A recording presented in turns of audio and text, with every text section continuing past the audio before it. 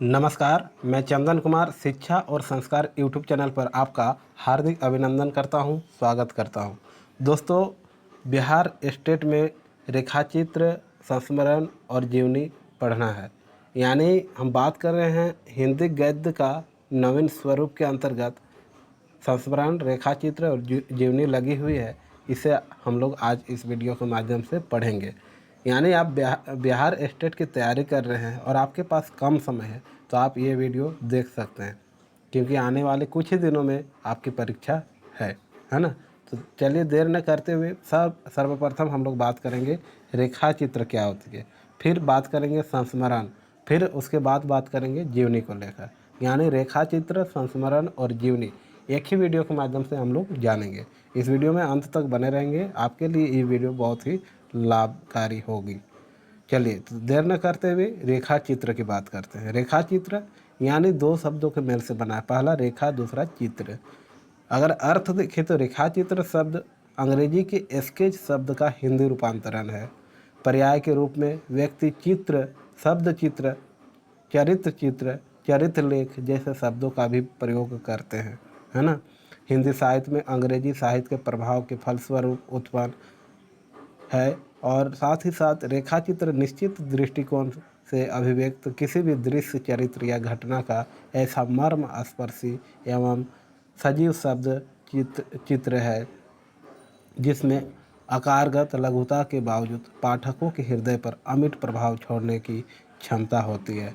रेखाचित्र के विषय व्यक्ति, जड़, पदार्थ, पशु पक्षी आदि हैं, है ना। रेखाचित्र के तत्व विषय की अगर बात किया जाए तो रेखाचित्र के तत्व विषयबद्धता, सरसता, संस्मरणात्मकता, स्वदेशीयता, चित्रात्मकता, बिंबात्मकता, एकात्मकता, तटस्थता, तीव्रता और प्रभावशीलता, बाह्य एवं आंतरिक स्वरूप का चित्रण है।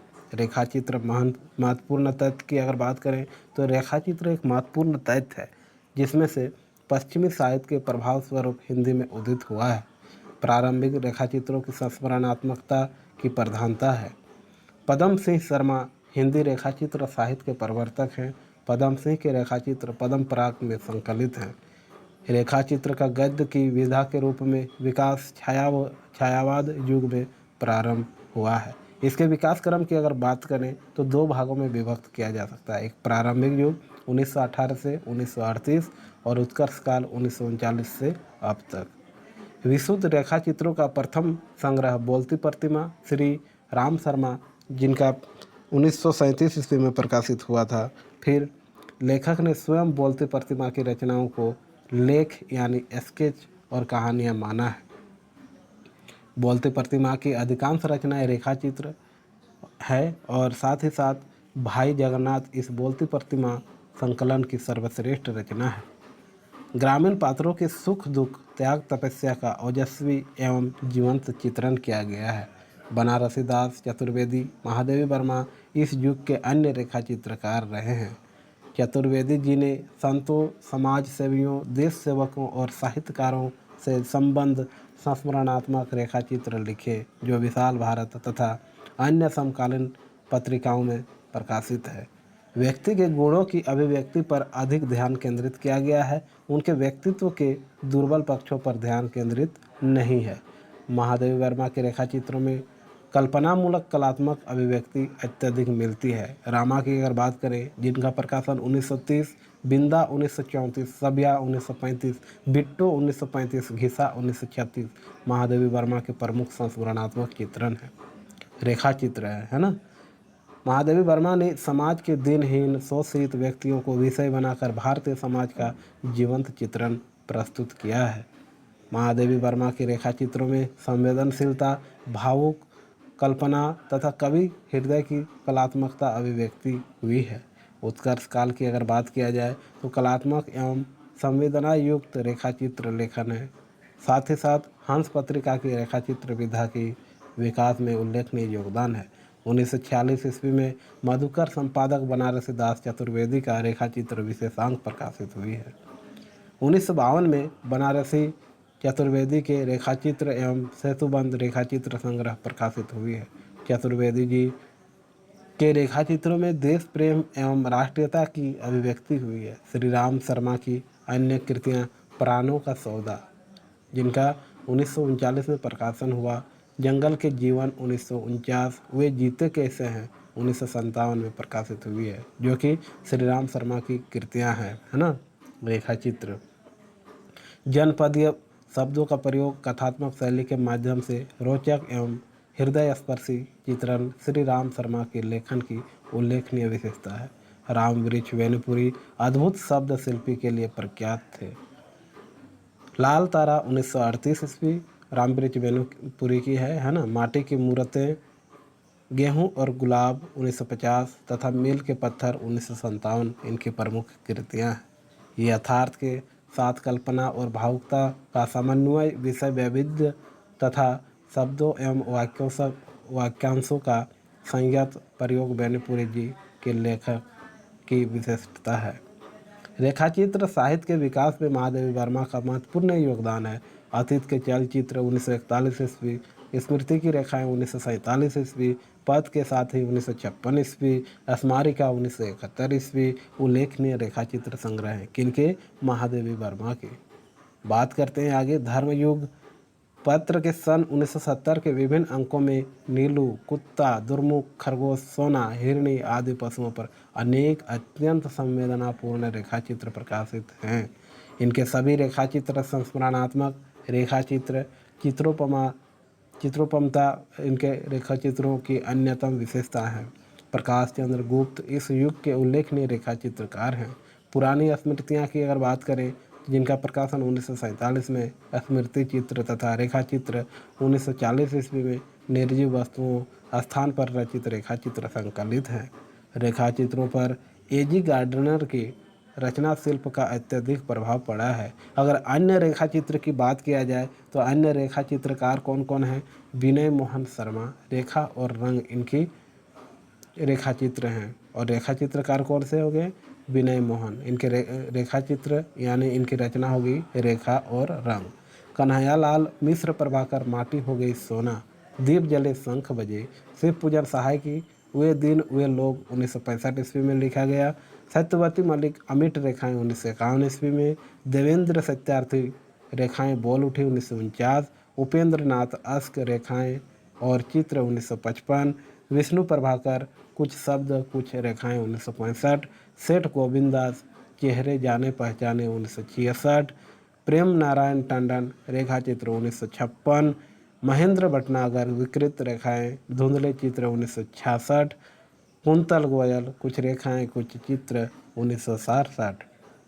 अगर ये हो गई बातें रेखाचित्र की, अब हम लोग बात करेंगे दूसरी विधा संस्मरण की। संस्मरण जो कि आपको पढ़ना है, संस्मरण रेखाचित्र और जीवनी पढ़ना है ना।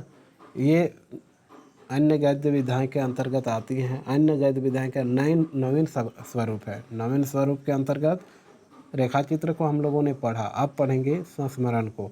संस्मरण अगर इसका अर्थ देखें तो संस्मरण शब्द अंग्रेजी के मेमोयर्स शब्द का हिंदी रूपांतरण है।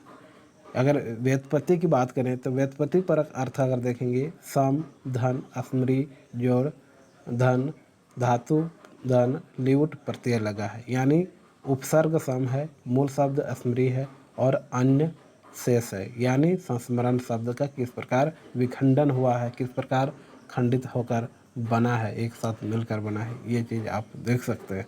साहित्यिक अर्थ की अगर बात किया जाए तो वह गद्य विधा जिसमें किसी विशिष्ट व्यक्ति विशिष्ट स्थान से संबंधित किसी भी ऐसी घटना का चित्रण किया जाए जिसकी छाप लेखक के हृदय में अस्थायी रूप से अंकित हो गई हो, है ना।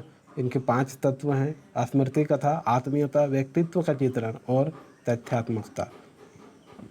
संस्मरण की विशेषताएं की अगर बात करें क्या क्या होना चाहिए, तो स्मृति पर आधारित होना चाहिए, वास्तविक घटनाओं पर आधारित होना चाहिए, जीवन के खंड विशेष का चित्रण होना चाहिए, कथात्मकता होनी चाहिए और भावमयता, आत्म अभिव्यक्ति, एकात्मकता, चित्रोत्मकता, सरसता एवं रोचकता और प्रभावोत्पादकता, ये चीज़ होनी चाहिए संस्मरण में, यानी इनकी विशेषताएं हैं। फिर बात करते हैं संस्मरण साहित्य महत्वपूर्ण तथ्य।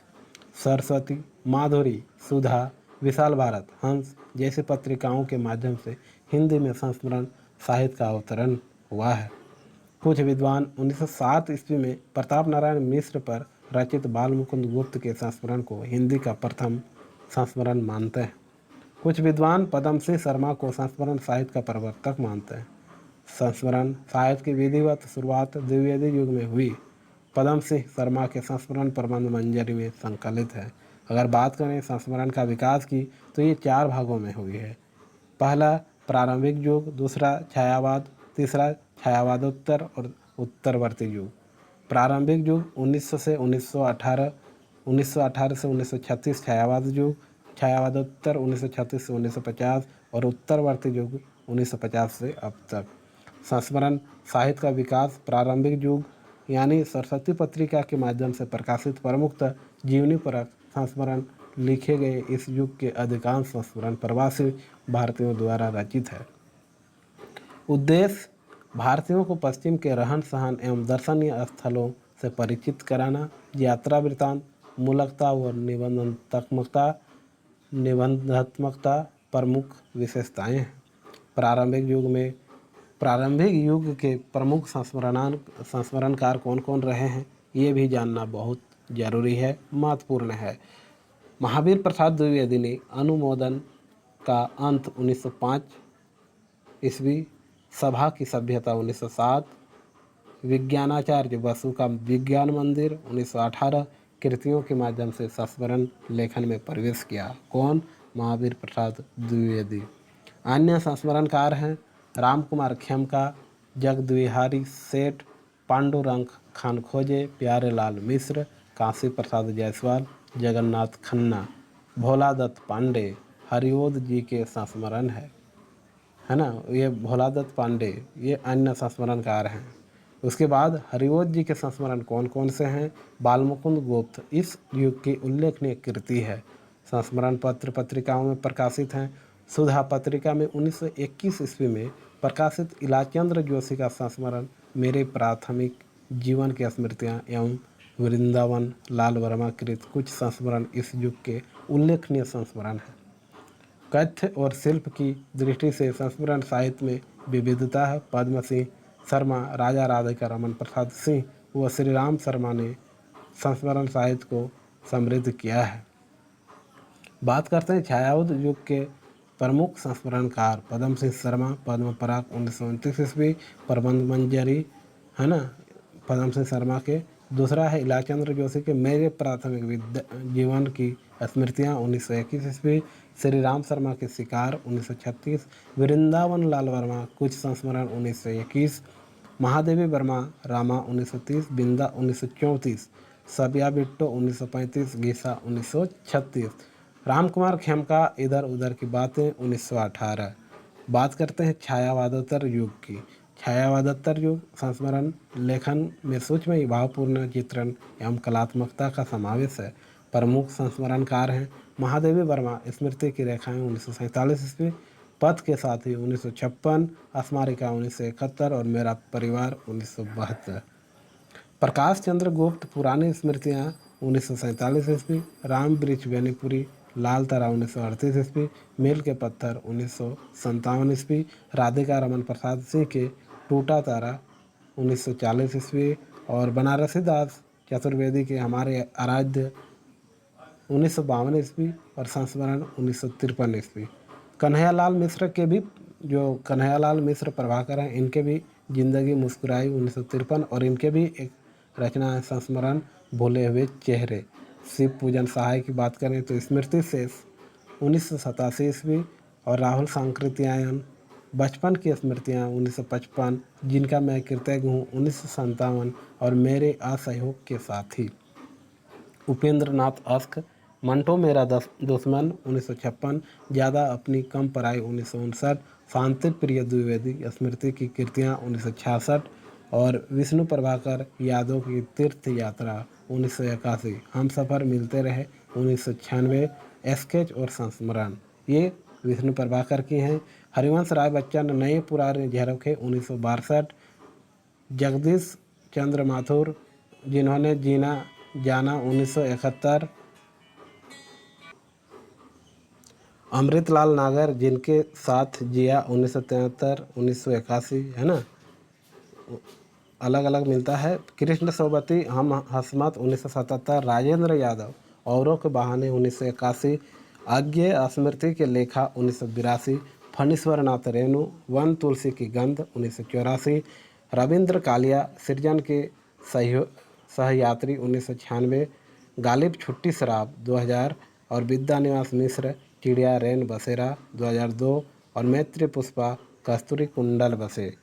इस प्रकार फिर बात करते हैं हम लोग जीवनी की। ये रेखाचित्र और संस्मरण की हम लोग बात कर लिए, अब जानेंगे जीवनी के संबंध में। किसी व्यक्ति विशेष के जीवन वृत्तांत को जीवनी कहते हैं, है ना। पश्चिम में ईसा पूर्व से जीवनी लेखन की परंपरा हुई है और भारतेंदु ने चरितावली, बादशाह दर्पण, उदय पूर्वोदय, बूंदी का राजवंश, पंच पवित्र आत्मा, इस्लामिक धर्मगुरुओं की जीवनी नामक जीवनी परक ग्रंथ लिखे हैं। महावीर प्रसाद द्विवेदी प्राचीन पंडित और कवि, सुकवि, संकीर्तन चरित चर्चा हुई है। बात करते हैं आगे। राहुल सांकृत्यायन राजनीतिक जीवनी लेखन में प्रमुख। ओंकार शरद कृत, राम मनोहर लोहिया 1971 प्रमुख राजनीतिक जीवनी है। गोपाल शर्मा शास्त्री हिंदी के प्रथम जीवनीकार रहे हैं और प्रमुख जीवनीकार बाकी इनके अलावा जितने भी हैं सभी को हम लोग एक एक करके जानने का प्रयास करेंगे। गोपाल शर्मा शास्त्री, इनका जीवनी है दयानंद दिग्विजय 1881 ईस्वी, राधा कृष्ण दास, भारतेंदु बाबू का जीवन चरित्र 1904, शिवनंदन हरिश्चंद्र 1905, आचार्य रामचंद्र शुक्ल, बाबू राधा कृष्ण दास 1913, रामचंद्र वर्मा, महात्मा गांधी 1919, हंसराज रहबर का योद्धा सन्यासी विवेकानंद 1979 ईस्वी, डॉक्टर शिव प्रसाद सिंह उत्तर योगी श्री अरविंद 1972, अमृतलाल नागर की जीवनी, चैतन्य महाप्रभु 1975, शिवरानी देवी प्रेमचंद घर में 1944, अमृत राय का जीवनी कलम का सिपाही 1962, मदन गोपाल कलम का मजदूर 1964 और भगवती प्रसाद सिंह मनीषी के। ये जो शिवरानी से लेकर यहाँ तक आप अवश्य याद करें। शिवरानी देवी प्रेमचंद घर में 1944, अमृत राय कलम का सिपाही 1962 और मदन गोपाल कलम का जादूगर। यहाँ से प्रश्न बन सकते हैं, है ना। आगे पढ़िए, सभी जरूरी हैं, याद रखिए आप। भगवती प्रसाद सिंह मनीषी की लोक यात्रा 1968, रामविलास शर्मा निराला की साहित्य साधना 1969, विष्णु प्रभाकर आवारा मसीहा, शरत चंद्र 1974, जगदीश चंद्र माथुर जिन्होंने जीना जाना 1971, तेज बहादुर चौधरी का मेरे बड़े भाई साहब शमशेर जी 1995, कमला सांकृत्यायन महामानव पंडित महापंडित राहुल सांकृत्यायन 1995।